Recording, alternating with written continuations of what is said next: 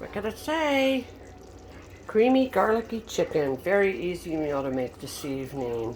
If you don't know, I can tell you now exactly what it is. Chicken cut up, I'd say about 3 beautiful chicken breasts. Cut them up in slices. Brown them. Add some little green onion if you want, or add regular onion to mushrooms if you want to. Not everybody's into mushrooms though. Then after you saute all of that, then you're going to add your chicken broth, Philadelphia cream cheese, and I used about 8 ounces of Philadelphia cream cheese. After that, with that, then you can either add a half a cup or a cup of Parmesan cheese, or tonight I did mozzarella. Mine came out very, very, very creamy. Let me see. Show you that in a minute here. Let's see. Very creamy. Very creamy. Getting thick on the bottom. Brown. See the brown? So what we're going to do now is we're going to mix this up.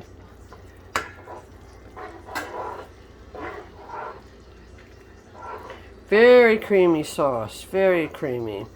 Salt, pepper, Lawry's. I always use Lawry's. Lawry's is a good seasoning. Seasons up your chicken to the way you want it.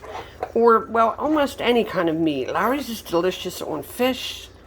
It's delicious on beef. Chicken especially. I love it on chicken. It's like adding paprika without the paprika.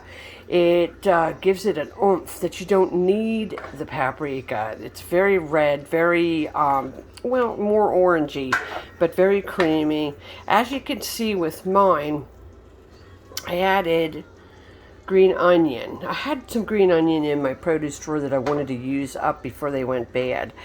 So I cut them up into nice little slices. My chicken.